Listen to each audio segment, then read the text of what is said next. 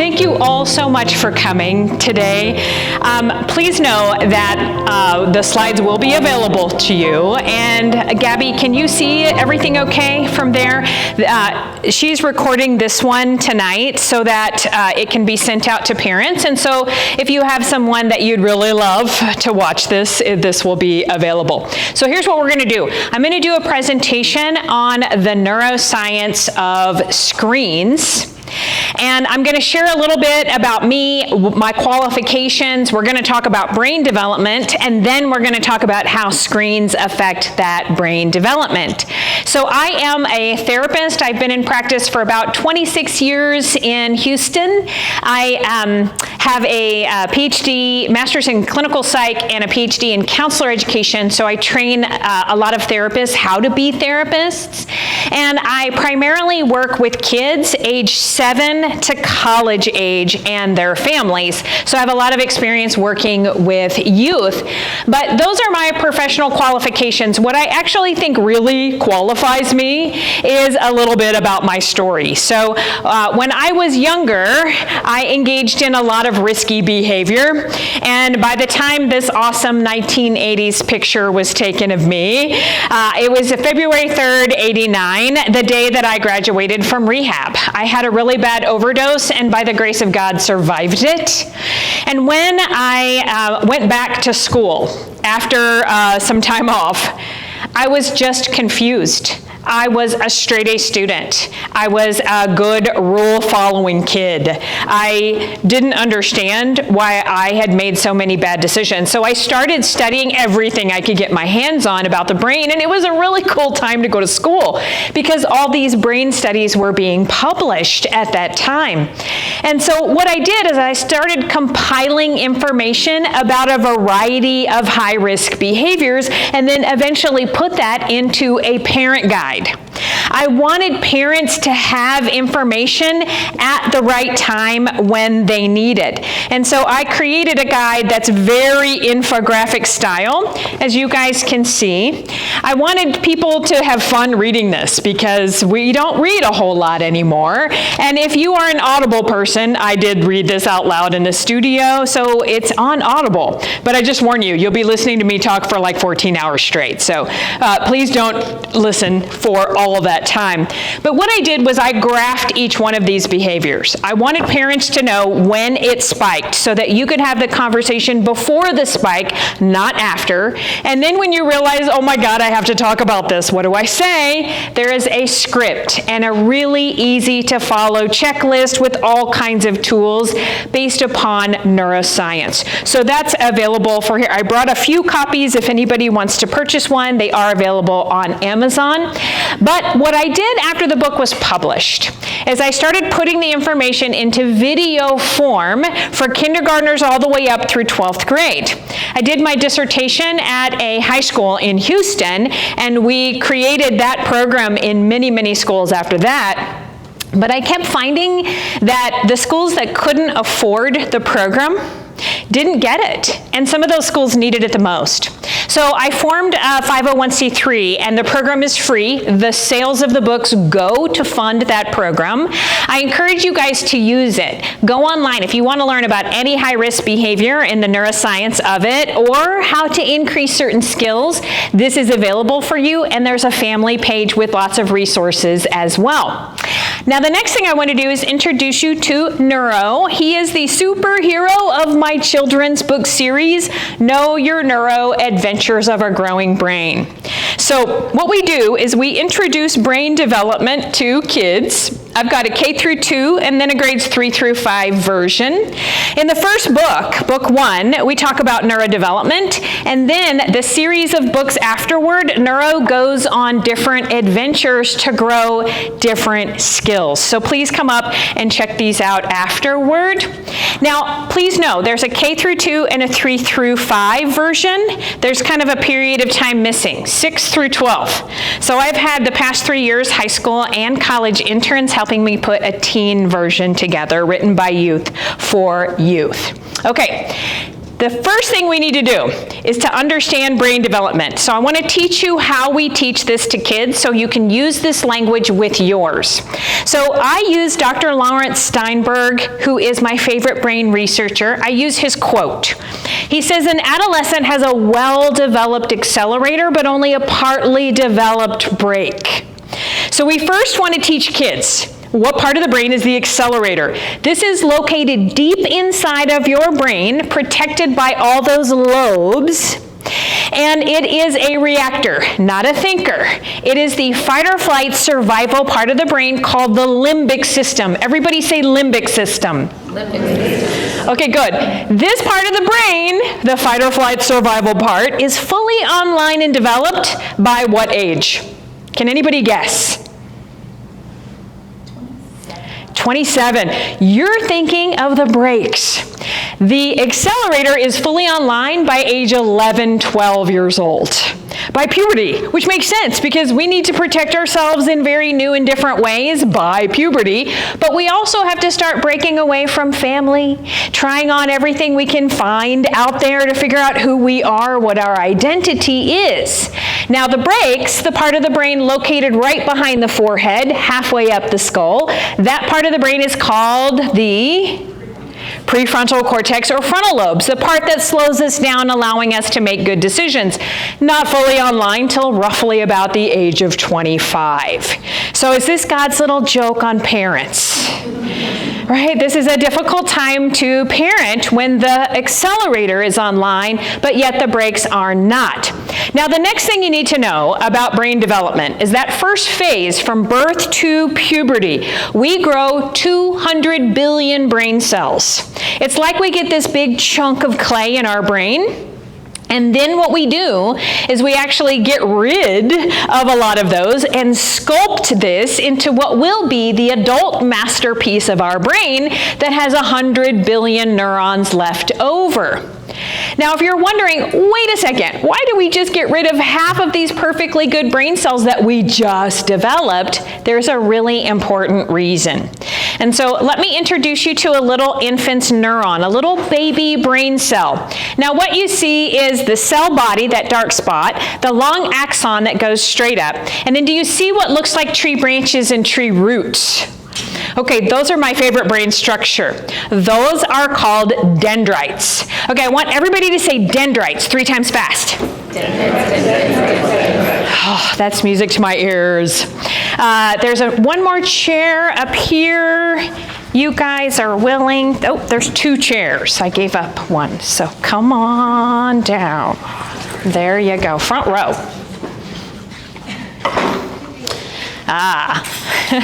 Okay, so an infant neuron growing, those things that branch out from the side that looks like tree branches and roots, those are called dendrites.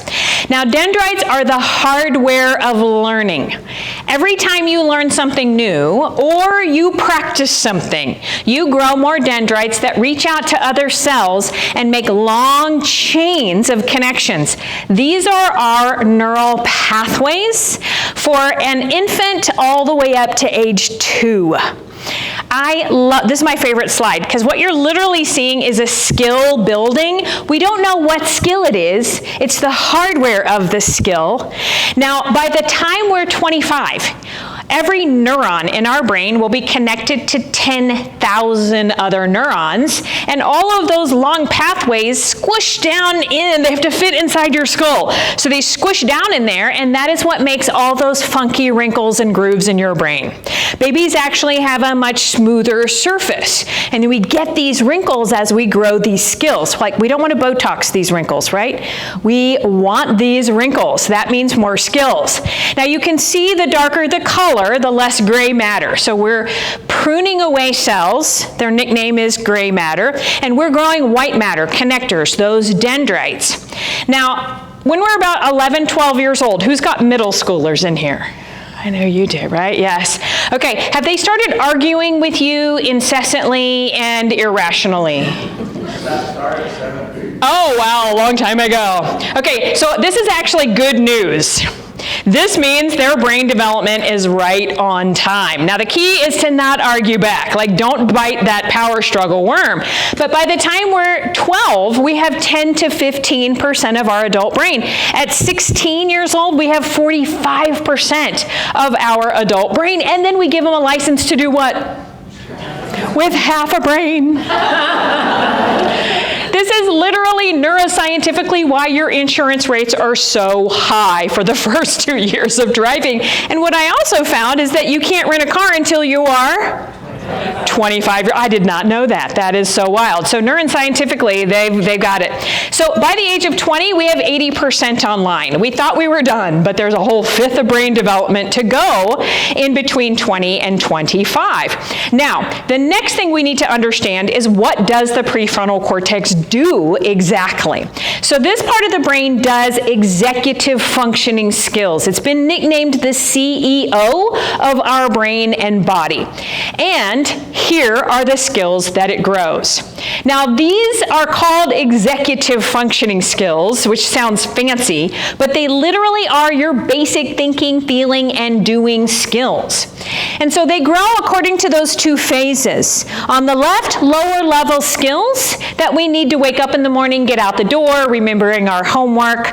On the right, higher level executive functioning skills that we need to get up and out of our parents' house, becoming fully self-supporting adults. Right, guys? No, you're like, no, I want them to live with me forever. Okay, so I actually have this laminated in my office, and I ask kids to rate themselves on a scale of 1 to 10 for each one of these, and I love it when they don't know one, because when a child learns the definition of one of these and they imagine themselves doing it, they're actually growing abstract conceptual understanding, those hypotheticals. Really important skill that is the basis for the skill of empathy. Now, the next thing you need to know about brain development is that all those skills grow based upon the brain's rule. The brain's rule is use it or lose it. This is critical to remember, parents. Okay, I'm going to come back here for just a second. Is there anybody in here who will admit to being a little bit of an over-functioner? Maybe a helicopter-y, hovercrafty. Thank you for owning that. Okay. So usually I see elbows, with the couples for this. Okay, I'm going to make my case, all right? If you do all your problem solving and decision making for your child, all their problem solving and decision making, they won't grow long networks of neurons for problem solving and decision making. But they will grow long neurons for dependency on you to do all their problem solving and decision making. So here's what I want you to do. I want you to use brain-based praise and brain-based parenting. That is the whole chapter 1 of the book, all about learning and memorizing these skills. There's not many. And then use them in your daily language with your kids. Now, it's important that you don't sound like a therapist. So you can't say like, nice task initiation, Johnny. Use your own language. It might sound like, dude, you took out the trash and I didn't even have to remind you. Yes. Wow, I liked how you organized that. Show me how you did it. Oh, you paid attention to the most important thing right away. Nice. I like how you solved that problem. How did you figure that out? Good decision. Nice judgment. Wow, I loved how you showed me empathy today. Or it might sound like, kid, I need more empathy today, right? Depending upon the day. Use it or lose it is the brain's rule. So all of these skills grow based upon that rule. Okay, so now that you understand brain development and the brain's rule, what it's doing, what I hope is that I've convinced you to have a new parenting mantra. So everybody say it loud and proud. Dendrites 3 times fast. Dendrites, dendrites, dendrites. Oh, music to my ears. Okay, I make it silly because I want you to memorize this. I really want you to think. Every time you see that kid's brain in front of you, I want you to think about those pathways that are growing. Now what we're going to do is a deep dive into how screens are affecting brain development. And we have to start with one simple equation, that we grow those long networks of neurons when we engage in an activity for 3 to 4 hours consecutively. Now this makes sense. We call it practice. If you want to really get good at an activity or a skill, you join a club or a team and you go practice for 3 or 4 hours at a time. Now this same rule applies for anything else. If you want to get good at a video game or social media, do that for 3 or 4 hours at a time. What do you guys think the skill is for social media? Like that's the skill. It's a watching skill. That's it. That's what you're learning how to do. So we want to make sure that we follow the brain balance rule and have our kids engage in a lot of different activities so they grow neurons for all of those skills. This is a study that really illustrates this point. It was first published in 2013 in Japan. It's been replicated, I cannot tell you how many times since, but I still use their graphic because it's really telling. They looked at 2 groups of high school students. The red dots show the brain connectivity of a group of high school students who had a balanced lifestyle. They had a little bit of recreational technology, a lot of academic tech, in-person, face-to-face time, and a lot of outdoor activity. So really well-balanced brain that you can see connecting to all the parts. Now the purple lines show you the brain connectivity of a group of high school students who dropped out of high school and spent 12 or more hours a day at the internet cafe. So you guys know the use it or lose it rule, and you can see it right here. You can see this dense area of connection on top of the brain. This is the sensory and the motor cortex, the part of the brain that they're using for hand-eye coordination. But look at how many networks they have into their prefrontal cortex. One pathway.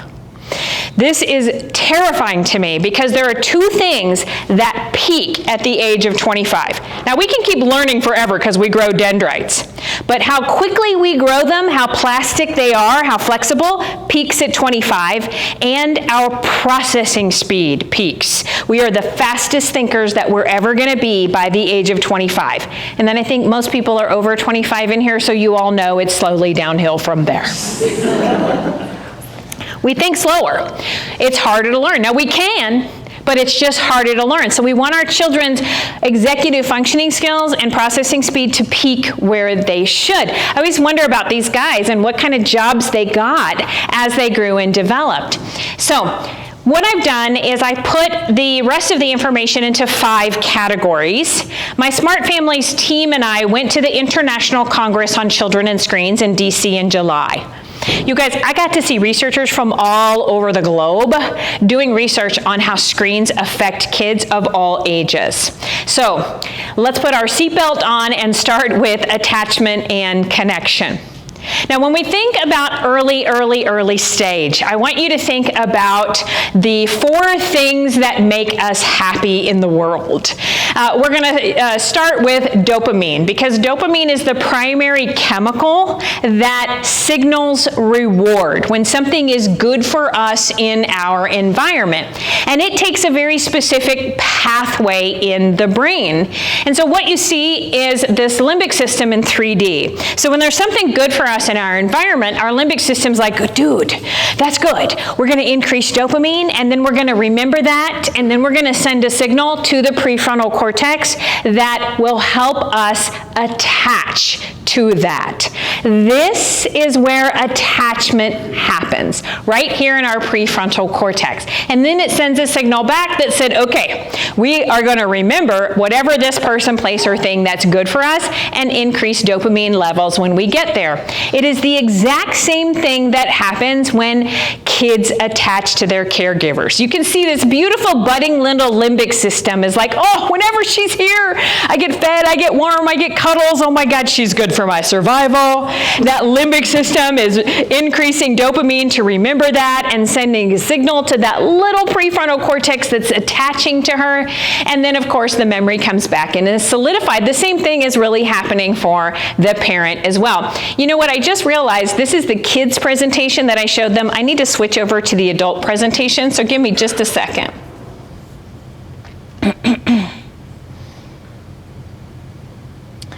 There it is.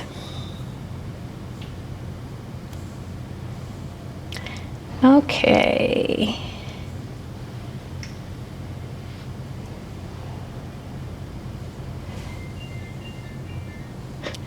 That's funny.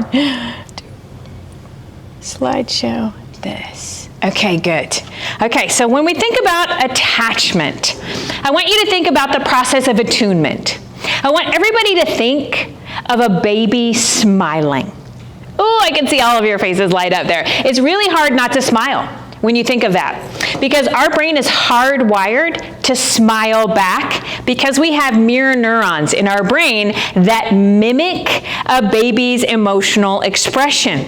So what happens is babies don't even know they're having an emotional expression until an adult mimics it in their face. And then of course, they grimace, we grimace back, and they're upset, we soothe them, then that soothes us. It's a process called co-regulation that has to happen before self-regulation can form.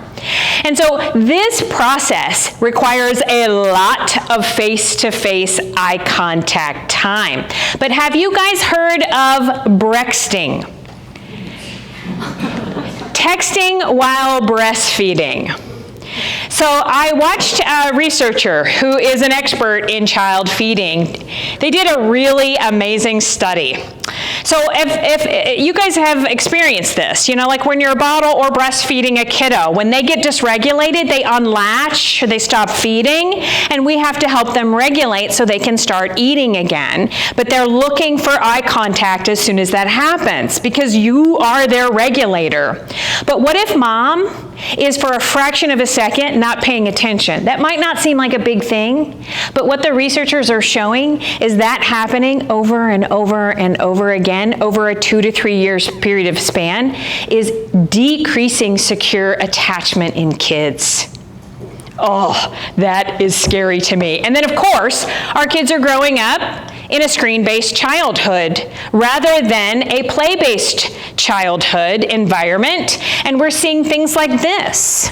Okay, you guys, if anybody buys a potty trainer with an iPad, I'm just going to come to your house and shame you, okay? Don't do this. Now, the toys are good. This is motor skills, right? But the screens, too much fast-moving stimuli, babies' brains can't handle that. And then we see the effects of it as we grow and how it really disconnects us. And then, of course, when we're an adult, or even earlier, if you've ever been snubbed by somebody who's on their phone, what people are saying is that what's on this phone is more important than you. And we also see that kids are complaining about this. And I want you guys to hear, it is the #1 complaint I hear from my clients about parents. They'll say, oh my God, I come home, or my mom comes home, she gets straight on her computer. My dad's on his phone all through dinner, and he says, it's work, it's important. But what am I? And so #1 complaint that I hear, and CPS reports have gone up over the past decade because kids are getting hurt on playgrounds because not just parents, but teachers are on their phone. So we see that if you don't use your communication skills, if you don't use your listening skills, you will lose them. And that is what's happening with our kids. Now, this is one more thing about attachment and connection. This was a study that was done about empathy, and the researchers wanted to find out how first-person shooter games affected it. One of the researchers called these murder training games. I was like, wow, if they called it that, they'd sell less. And she said, my point exactly. But it was really ingenious how these researchers figured this out. They wanted to figure out how to study empathy. So they gave kids empathy scenarios. They had to come up with a novel empathic answer for each new scenario while they were in a brain scan. Now you can see that both groups have a lot of activity at baseline because that is where empathy, the skill of empathy, happens. And it stays that way for our non-gamers, but not for the first-person shooter gamers. Statistically significant drop. And when the researchers asked them, what's going on? Like, why are you struggling with this? They literally said, I'm shooting people in this game. I have to dumb down my empathy. I can't have that skill. Very interesting. They were only paying for 2 hours a day. They stopped the study, had them stop playing for 2 weeks, and when they came back, all of them went back to baseline. But here's the problem. Those kids never played video games like that before this study.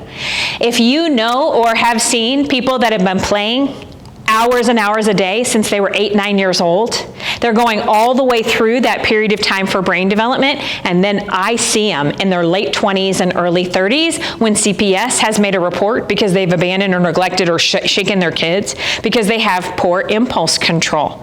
And they are getting divorced. They are really struggling because they don't have empathy skills. So for this area, the tools that we want to focus in on are putting the phone down. So here's my challenge for you guys. Whenever you're doing this and a human being walks into the room where you are, I want you literally to say, "Oh, hey," make a noise, put it down. Especially if it's a child. You're being a really good role model when you do that, but you're basically saying you're more important than what is on the screen. We need lots of eye contact and face-to-face time, and one of the best ways you can do that is through family meals. There is a beautiful website called the Family Dinner Project, and they've done quite a few decades of research on family meals, mealtime. And they found that the more meals parents eat with their kids, the more unified they feel as a family, the more likely they are to actually disclose information for the rest of their lives, literally for the rest of their lives. They're closer. They are much more likely to unlikely to engage in risky behavior, drugs and alcohol use. So what the research says is you want to shoot for 5 meals a week, and they don't have to be dinner, they can be breakfast. That seems really difficult, but if you work in and just tell your kids, we all eat together, unless we can't. That's just what we do, then you'll find ways to do that. And hopefully, no murder training games. So I have done a lot of research into games, and there are healthy games out there. The games that build, that solve problems, and have community in them, those are the healthiest games. So one of my 12-year-old clients, she has a basic phone, and she gets 1 new game per month. She has to go on Common Sense and research the games and has to convince her parents why that game's going to be good for her brain, and then she can earn it. So it's a really good way to have kids get games. The second area is physical well-being. Now this one seems really obvious because we're so sedentary today that we're eating poor, we're gaining weight, but because we're not outside, our immune system is decreasing. We also are not getting the sleep that we need. A study came out last year that said 59% of kids today will be obese by the time they're 35. I think they'll be either obese or all of them on Ozempic, one of the two, something like that. But our Gen Zs can't get sleep. So I had a 16-year-old client who was always so tired. I was like, dude, what is up? Every session you come in exhausted. He's like, I wake up in the middle of the night and check my phone. I'm like, don't do that. He's like, I can't help it. And it was when I realized a 16-year-old has 45% of their frontal lobe, which means they have 45% of the impulse control that they need to stay asleep and not check their phone. Whew. So we did a little experiment. He took it out of his bedroom, 2 days, slept like a baby. He was like, I cannot believe it. Okay, so what we also see is that because kids are so distracted by multiple screens, it's taking them 3 hours longer every night to do homework than it should. So what we want to make sure we do here is turn devices off 2 to 3 hours before bedtime. And if it's high school, it may be half hour or an hour, but there needs to be sleep hygiene time.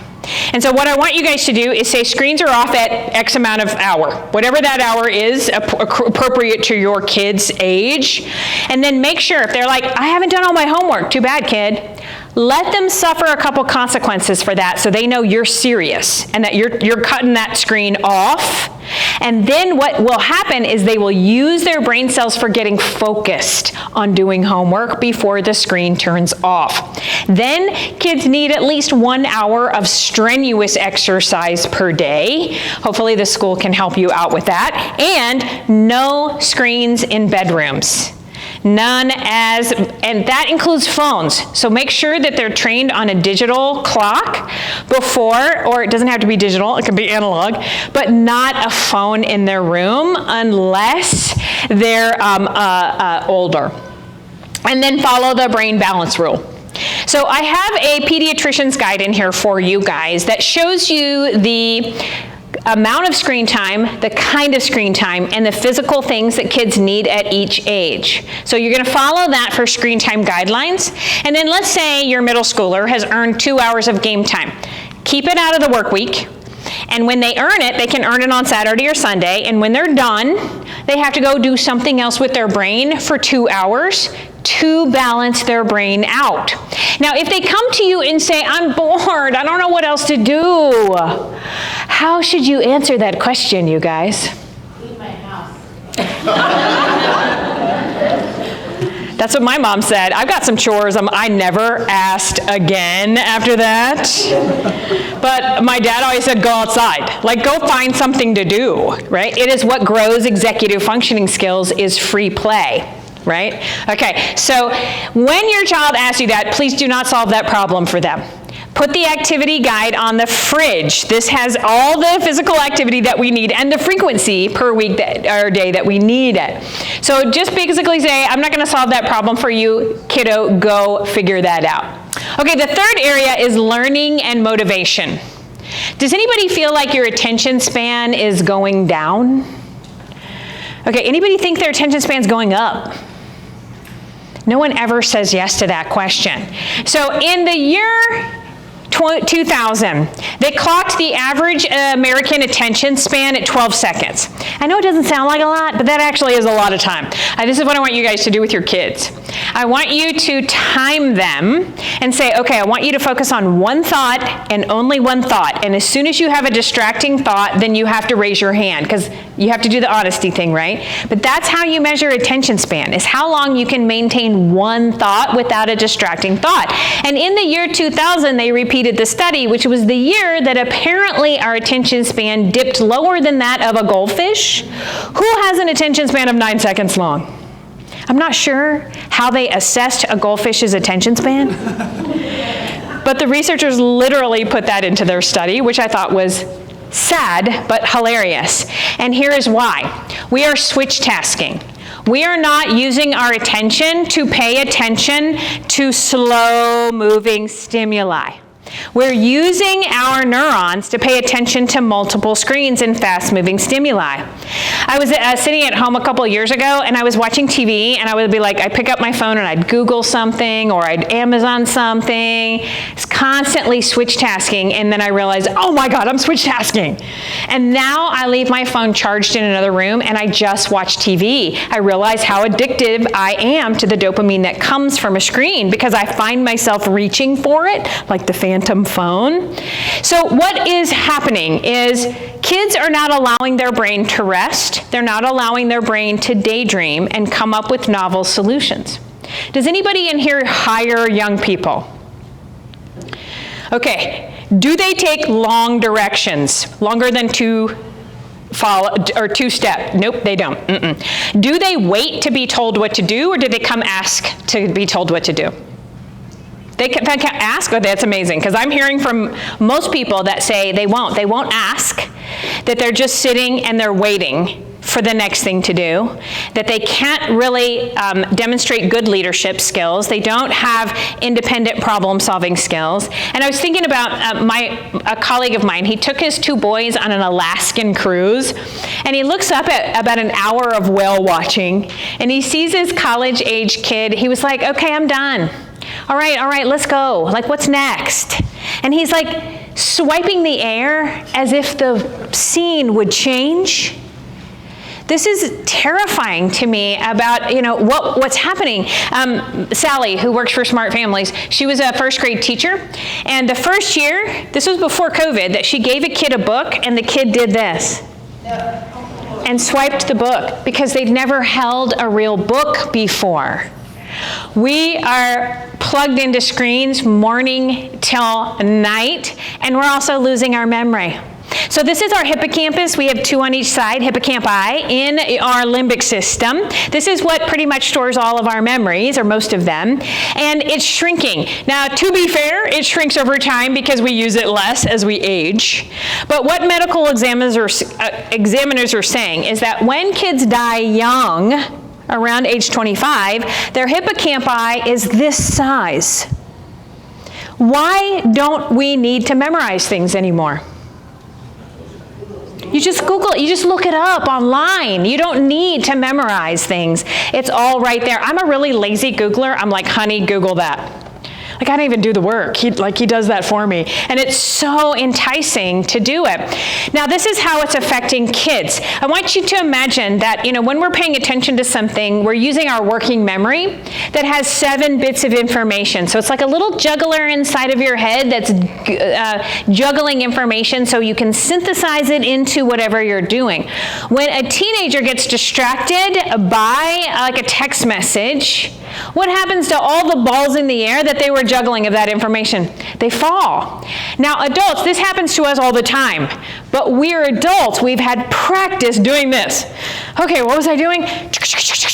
And then you move on. Like, we have practice putting those balls back in the air. They don't. So on average, they lose 9 minutes of learning every single time that happens. Thank you, Governor Abbott, for making it illegal to have a smartphone in schools today. Right? Because this is scientific justification to keep that out. And if your child has a smart watch, please turn it off during school hours. It is the number 1 offender of being distracted in school. Okay, do you guys think that young people are more motivated or less motivated today? Way less. So if we look at the continuum of motivation from no motivation to being externally or internally motivated, most young people fall on this side of the scale today. This is terrifying to me because kids are going through existential crises right after college. They're like, oh my God, what have I been doing? Why am I working? Like, what's the point of this? Where is all the money? Very interesting to me that I'm hearing this, because we now have causal data that shows our motivation is going down because of gamified educational technology. So here's the scary thing. Schools have spent billions of dollars on gamified technology and sold it as it would increase scores and learning. Does it? It does not. It actually decreases scores and decreases learning. So when you learn something because you're chasing points or stars or whatever, you're growing long networks of neurons for external motivation. You are not growing long pathways of neurons in your brain for doing something just because you love it, because you want to get good at it, because it means something to you. That loss of meaning leads to loss of purpose, and then it leads to depression, meaninglessness, hopelessness. So we see that happen existentially a long time, like when people are retiring from work or midlife crisis. We haven't seen it this young. Now, the tools for this section. The number 1 way to increase self-efficacy and self-esteem is assigning chores young. The number 1 way to grow self-esteem is to give them meaningful, purposeful work, to be useful to someone. And so in the book, I actually researched this quite a bit, and I have a 1-pager that shows what chores are developmentally appropriate for each age. But let me make it easy for you. Use this mantra. If they can, they should.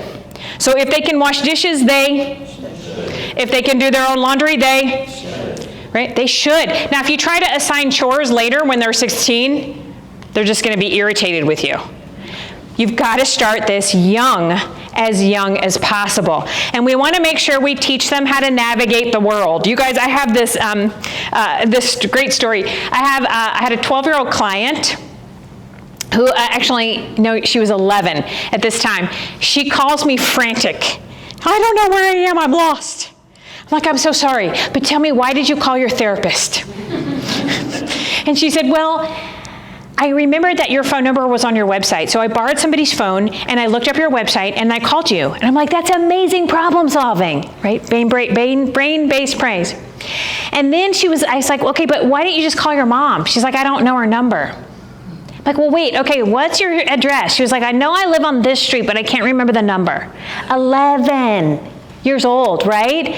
What makes me really sad is that we're so reliant on GPS that young people are not going to have that road trip experience where they buy a map from the gas station and they can never refold it the way it came. Remember that? Like, that's such a good memory, right? They're not going to have that. And so practice attention. Make sure they do their reading list. They do summer reading. Keep them notification free on their computer, and when they're doing homework, all out in the open so you can spot check what's on the screen, none in the bedroom, and then don't use gamified tech. Now there's one exception to this, I think. Let's say you have a kid who hates a specific subject, like they hate math. Using a gamified tech to get them to do math, if it gets them to do it, great. That's a good use, I think, of gamified tech. But I learned at this conference that all of the longitudinal research on gamified education software shows lower test scores and less learning that happens. And so schools are struggling to get that stuff out of the classroom, but they're trying to figure out how to go back to books when so many of these companies don't even sell books anymore. So please know the schools are working on this. Okay, the fourth area, mood and self-perception. We see so many kids with younger and younger access to devices. I just put this slide in. When I went back over all my notes from seeing all the presentations at the conference, I made a bullet point for every result of every study. And here is what they show. The younger that kids are exposed to a screen, the less curious they will be, the less self-control and emotional safety they will have, more problems with self-regulation, less executive functioning skill, poor math and literacy skills, higher sensory processing disorders and behavioral disorders, higher ADHD, and that it wears out the pleasure center of the brain. That's just a really nice way of saying they're addicted already. I have a 5-year-old on my caseload who curses her mother out when her mother takes away her tablet. It is terrifying what we're seeing. And last year when I went up to Dallas, one of the heads of schools was telling me about their preschool exam. And at first I was like, preschool exam? Like, what do you have to do to get into preschool? She said, well, you have to first sit applesauce, crisscross applesauce. You have to raise your hand and wait to be called on. And then you have to be able to form a line. I'm like, dude, that's easy. She's like, no. The past 2 years, 2/3 of students have not been able to do it. And she also said when they're standing up, they're falling over. Like, wait, falling over? And she said their vestibular systems are not developing. The use it or lose it applies to the whole brain and body. I was floored because I study prefrontal cortex. And so when I heard this, I was perplexed. I was like, why? Why are they not developing? And she said, well, imagine this. A child who is a baby growing all the way up to age 3, sitting on the floor with a tablet all the time. This is a new form of child neglect that parents don't even know is neglect because they thought this was okay to do. I had a parent say to me, well, how am I going to ever go take a shower if I don't give them my phone? Okay, y'all answer that question for her. How's she going to go take a shower? Wait till they're asleep, take them in the bathroom with you, right? Like bring a play, like there are so many other ways, but this tells me that this is a norm that we think is okay. And then what we see is the younger screen exposure, the more mental health problems that we have. Depression, meaningless, hopelessness, these are at an all-time high since we've been collecting data on these things. And we know that anxiety is going up for 2 reasons. One, these are experience blockers. We are having experience deficits. I did an assessment on a 14-year-old 4 years ago. He's about to graduate from high school this year. He's doing better. But when I met him, I asked him about all areas of life, including like relationships. Like, do you have a girlfriend yet? And he was like, ooh, fluids, gross. He was like, Doc, I've got this life hacked. I have Pornhub and DoorDash. I never need to leave my room. I've heard kids say that multiple times since then. And so I started working with him. He went to the Boy Scout gala, and his mom texts me and says, oh my God, he says he's having a panic attack and he wants me to come get him. What should I do? What do you guys think I should tell her? Leave him there. Leave him in the car. Who said that? No. Leave him there so that he can grow his skills, right? Like, hi, my name is. Like, that's the skill. Remember that anxiety is a normal, natural, healthy feeling. It's not comfortable to feel, but it's normal. Like, if you don't care about things, you won't have anxiety. It means you care. And so, but what we see is kids are avoiding anxiety. So they're growing long networks of neurons for avoiding anxiety and not coping with anxiety. So she did, what do y'all think she did? She picked him up. That's when I realized who my real client was. Right? So I started cheerleading her. And he's doing so much better. The more strength that she got to make sure that he went and did those things, the better that he was. So the second reason anxiety is going up is because we're plugged into screens too long all day. So when we're awake, our brain waves on an EEG machine, they're doing this. And then when we get sleepy and relaxed, they start doing this. So we go to sleep. That takes about 2 to 3 hours to happen, but we're plugged into screens too much. It's causing popcorn brain, and we're plugged into a world where we never stop, and technology companies harness this effect. Does everybody know what Snapchat is? Okay, does everybody know that Satan himself created Snapchat? Okay, here's why I really believe this. This happened before COVID. A 19-year-old that I was doing a drug and alcohol assessment on, I asked everybody that I do assessments like that where they get their drugs. And this was the first time that a young person said, well, Snapchat, like, duh, of course. And I was like, well, forgive me, but I don't have Snapchat. Will you show me how it works? So she pulls out her phone, click, click. And then she looked at me like, okay. And I was like, okay, what? And she said, well, if I don't cancel it, he'll be here in a few minutes. Who? She said, my drug dealer. I'm like, wait, how does he know what you want? But cancel it, right? How does he know what you want? She said, well, he has my order. Well, how does he know where you are? Oh, he geolocates me.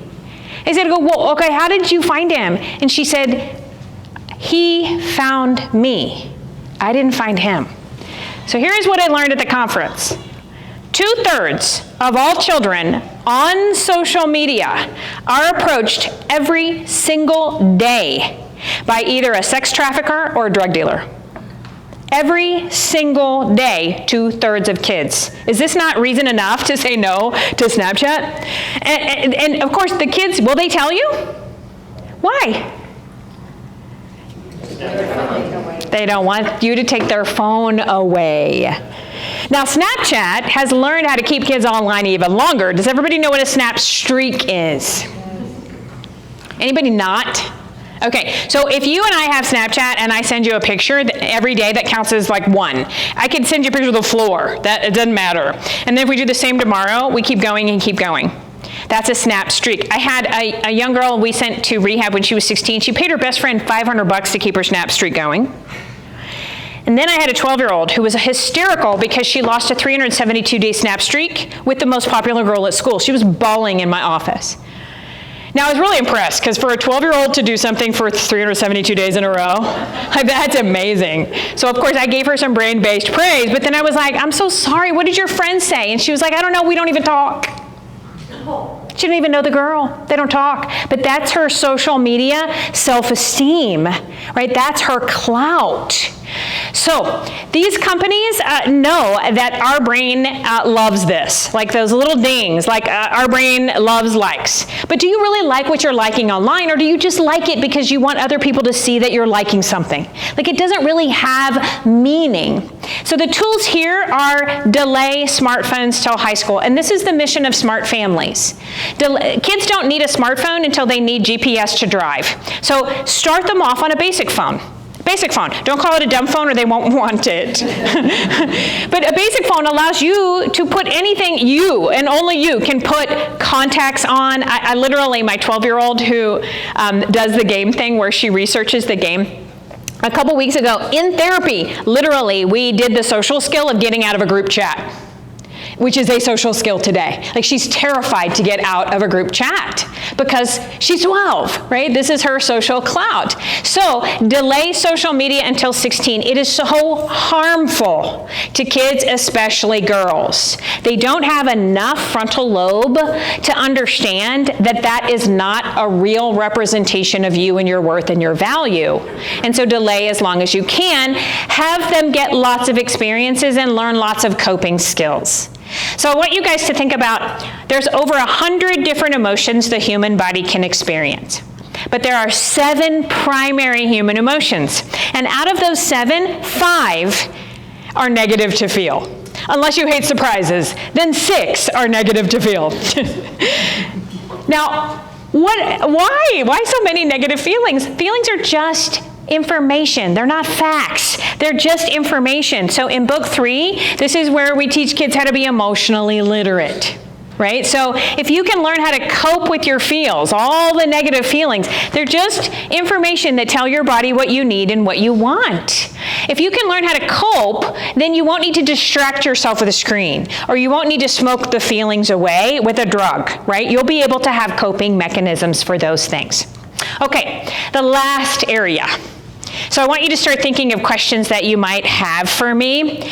But this is the most disturbing. Addiction and victimization. We live in an attention economy where your attention is worth millions, but your child's attention is worth billions. And these persuasive apps use gamification, gambling mechanics, like you might find in a loot box. You never know if the tool that you're going to need is in here, so they encourage you to increase your odds by buying more. If you ever hear the word odds, please know that is a gambling term, and kids who don't have a fully formed frontal lobe, they can't calculate odds like adults can. They just have a misperception of risk, right? They can't perceive it accurately. And here's what's also been happening in our country. In the year 2018, the federal government, or the Supreme Court reversed a federal law that banned gambling. Now there are 39 states in our union who have legalized it. Kids walk around with a casino in their pocket and they're in debt by thousands of dollars. So you've got to teach them about gamification and tell them they cannot ever purchase anything in a loot box. I keep stepping on that. You think I would learn? Not to. Okay, so these companies hire teen testers. They've been hiring them for decades. They pay them good money, they hook them up to brain scan machines, and what they're looking for is the dopamine spike indicator. So when they see that, they record the code the child just played, and then they report that code back to the video game manufacturer, who puts more of that code into the game, making it more and more addictive. And then we have kids who can't get off. So this video was taken of a young man secretly recorded by his younger brother when he lost his World of Warcraft account. Brother's World of Warcraft account, but he's what? Oh my God.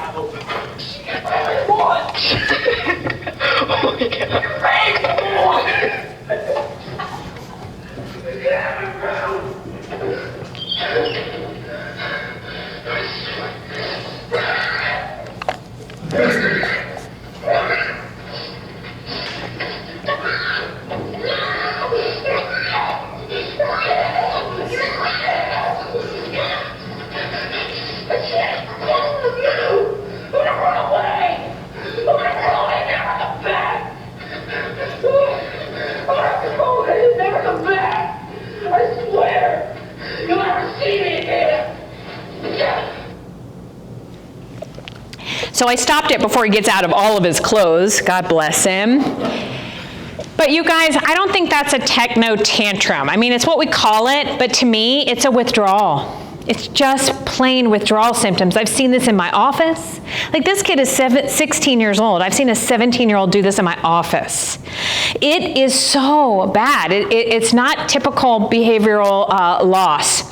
And so we call it PIMU, problematic interactive media use. And so please know you'll get these slides, so if you really want to look at these. But once we have 2 or more of these symptoms, we need help. We need clinical help to do behavior modification, or we need a treatment episode, because this is flat out technology addiction. Now, the next issue that we need to know is cyberbullying. Cyberbullying has 4 times greater health effects than being bullied in person. Because you never know who's going to see it, right? You never know how long it's going to live out there. So it's really, really bad. So we need to teach our kids how to be upstanders online, but we also need to understand that there's so many influences online. If you see more people bullying somebody, you're actually more likely to do it. And one of my clients put into her feed, how do I get skinny? And within 1 hour, her social media algorithm was sending her pro-anorexia websites teaching her how not to eat. And that young man who would not leave his room, he told me about incel sites. These are sites full of young men who feel so ugly and so disgusting that they just want to stay in their room. They call them involuntarily celibate. So they stay in their room and they get online and spew hate toward women that they think they will never be able to date. I remember asking him one time, like, do you feel better after you have been on those sites? He said, no, but at least I'm not alone. This was a really handsome young man who just doesn't understand his worth. It broke my heart to see that. So this is the last brain study I'm going to show you, and it illustrates the power of media influence.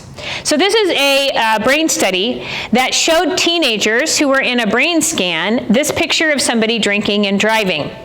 So the first time they did it, you can see the occipital lobe back there, which is the part of the brain connected to our eyes. It's lit up. They're looking at the picture. But when you ask them, what do you think of this behavior? They say, duh, don't do it, bad behavior. Lots of funny, snarky answers about this. But look what happened when the researchers increased the likes. A lot more brain activity, and they keep looking. Once they realize the picture has not changed, then you can see the hit in their limbic system. That is dopamine increasing. And then you see the reward pathway coming into the prefrontal cortex. They are reassessing. Now when the researchers asked, what do you think? They said, well, if more people like it, it's probably not that bad.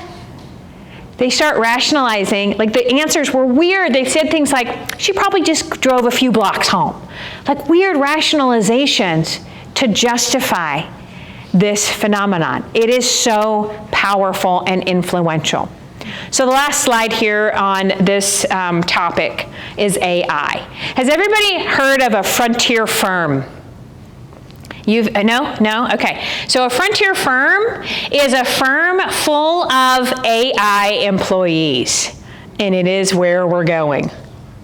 So a company, I have a girlfriend who works for a he who shall not be named, a big company who has some offices in Houston, and they laid off 20,000 people last year. You may know this company. But she had 6 people on her team, so she lost 3. And everybody in the company was now mandated to get certified in creating AI agents. So that's what they call an AI employee, an AI agent. I think they're all named Mr. Anderson. Now you're remembering, right? Okay, good. Yeah, so it's freaky, scary. And so they can't hire anymore unless they create an AI agent. And it's like her AI agent booked an appointment on her calendar even when she told it not to because she had time already and sent out invitations before she had a chance to rescind the direction. And one of her employees handed her this like really good 5-step plan to solve a problem. And she had this inkling. So she put the paper down and said, okay, explain it to me. And this 20-something-year-old could not explain it to her because why? She didn't write it. Who did? AI wrote it. Boy, that's some guts or some lack of frontal lobe there to do that. But so not only is it outsourcing our critical reasoning skills, but now it's taking over as friends for our kids. Have you guys heard of AI chatbot friends? So I ask all my clients now, and they all know about it. I've never actually had a client yet who's had one, but a lot of kids do. And my clients say to me, well, kids are mean. Of course I want an AI chatbot friend. At least they're nice to you. They are nice to you because they run on what's called a sycophantic algorithm. A sycophant is somebody who sucks up, right? So they tell you what they want to hear. And last year, this young man who was very sad and depressed got an AI chatbot friend, and he talked to him about how sad and depressed he was. And when he used the word suicide, the AI chatbot, the algorithm went off the way as it should and sent him a suicide hotline message to try to get him some help. And that is when the young man learned not to use the word suicide anymore. And so in April of this year, he said to his AI chatbot friend, it's so much bad, it's just terrible. I'm in so much pain. I think the only way to solve this problem is to end it. Excuse me. Now, we all know what that means. And unfortunately, now his mother is suing that company for killing her child. Anybody seen that in the news? It's really, really scary and tragic. And these are so cheap and easy to get. And not to mention, you can take a picture off of social media and run it through a nude generator and send it out as a nude to everybody. And these bad actors are hacking into social media and impersonating friends and getting kids to send them, or they send those to kids and threaten with sextortion. And kids are committing suicide because they're afraid to tell their parents about this. I want you guys to hear that in a few years, when your kids are in the job market, they're going to be competing with AI agents. So here's what I did. I typed into AI, help me prepare my child for competing in a job market against you. And here's what AI said. AI said, help them grow executive functioning skills. I was like, thank you very much, right? But AI goes on to say, like, those skills are still going to be needed. These are not skills that a computer will ever really be able to do in a way that a human can. And we're going to still, need tradesmen, because there are going to be refrigerators and air conditioners, and there's going to be a need for, not as many needs for teachers, but needs for people to run schools and run things and stuff like that. It was so terrifying. But AI talked about it, so you're welcome to do that too if you'd like. All of these are fake images, and you just can't tell what reality is. Don't you guys, if anybody's online, do you wonder, is this a real video? How often do you wonder that when you're on social media? I'm like, don't even want to watch because I don't know if it's real anymore. So in this area, we have to teach our kids and educate them and really bolster their knowledge of what's going on here. Have tech-free zones, monitor their games. A dad that I work with, he tells his kid, if you want a game, you have to teach me how to play it. And he said, we sit shoulder to shoulder, and I learn it, so I know exactly what he's up to. And they also, on Friday night, they do game night. And their teenager gets to pick one video game, but they all play, and one board game. So they half and half it. I think that's like a good integration, of family night. Make sure that you give them lots of free play, and that the school understands that too, which this one definitely does. Okay, here is what they are learning. Can everybody read that from back there? Okay, I'm just going to pause here for a second. For video, should I read it out loud, Gabby? Yeah, maybe. Okay. Here, this is a list that I was making when I was at the conference in July. I was like, because these are things people said. Like, I got to meet an FCC regulator. I got to meet 2 senators who put bills on the floor. I got to meet all these people who are working to put regulation in place for kids. And this is what they said. As soon as a bill hits the floor, these tech companies hire hundreds of attorneys and hundreds of lobbyists and kill it. Kill it. There's no regulation that protects kids. So here's what they're learning. They're learning what they should want, because the tech companies are telling them what they should want. They're learning sexual scripts. The average age of pornography exposure today is 8, and the average first search for porn is 9. That is average. They see it, they get curious. I've got kids who are asking me, am I supposed to like being choked? I had a little boy a couple years ago say, do girls really like to be hit? I'm like, where are you getting this? It's like porn. Number one way that kids learn about sex and intimacy today, they're learning how to access substances, how to gamble, how to cyberbully, how to be violent.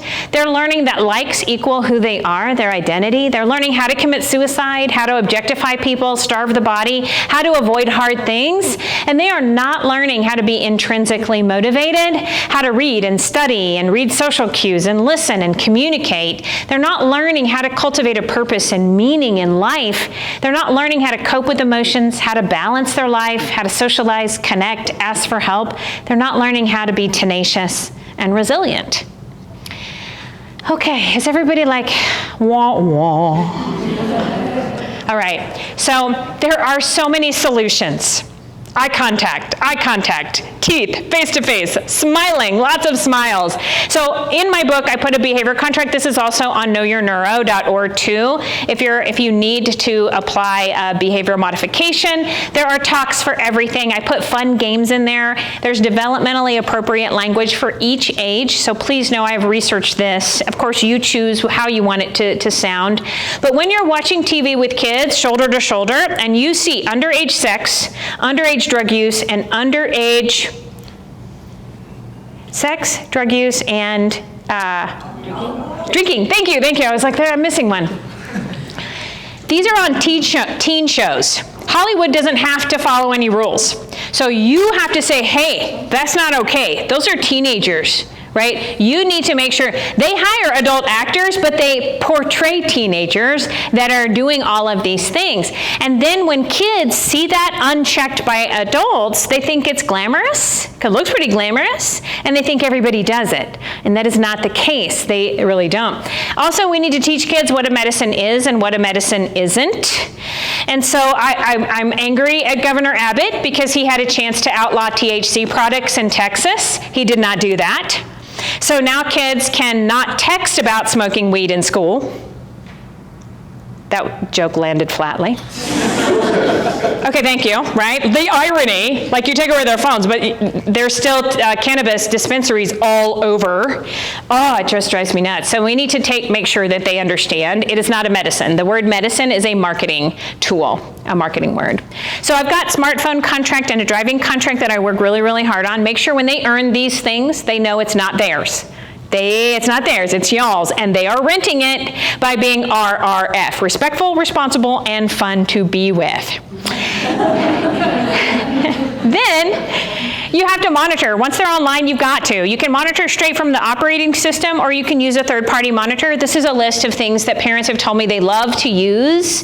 And if you don't know how to do it, there's a Houston startup, Parent Protect. They're really well priced, and you can contact them, and they will teach you how to use monitoring software or how to hook that up on your own operating system. But the best way to do it is from your router, to be able to turn off screens, or you may have a program that allows you to turn off each individual screen and set times for them to be on and off so that you control that. Here is the pediatrician's guide that has the ages, what screen time, quality time, and motor activities they need to develop at those ages. So I know you probably can't see that little teeny tiny QR code, but here is the QR code on that side. So ironically, take out your smartphones. If you want the guide, it's a PDF that's downloadable to your phone so that you can print it or use it. And our pledge is on the left. So let me just tell you, Smart Families is really fantastic. Started by a couple in Houston who really saw that kids were losing their God-given dignity by being on phones too young. So they wanted to start an organization that created new norms. And it takes a while. So we're a 3-year program. We come in and we provide speakers, we provide community events, and all kinds of educational pieces for your kids over a 3-year period of time. And we hope that you will sign the pledge to delay smartphones and social media. But you can still sign the pledge even if you've already given them that stuff, because we will help you dial it back and learn how to create more balance in your life. So please take the pledge and spread that around so that your school gets some points, right, to have more pledges. What we're envisioning is little pods of families who've all signed the pledge. You've all talked about this. You know this. So you feel more comfortable sending your kids over to other people's houses. It's so important to have sleepovers. They're such a wonderful way of socializing kids, but they're also a #1 way that kids are exposed to risky behavior. So we've got to have that conversation with parents. In my tools section, I have a whole guide on how to have that conversation and what to ask the other person before your kid goes over there. Please, last plug for knowyourneuro.org. Get on the newsletter. I only blast 4 times a year, and so you can see what books come out or videos that come out when they come out. And if you are interested in, it's like, I don't know why this is not working. I usually have my last slide. Oh, it's not working. If you're interested in finding me, go to knowyourneuro.org. You're welcome to email me separately. We're going to send out these slides to everybody. Oh, there's some of my slide. I don't know why that. But if you go to Know Your Neuro, you'll see more of my information there.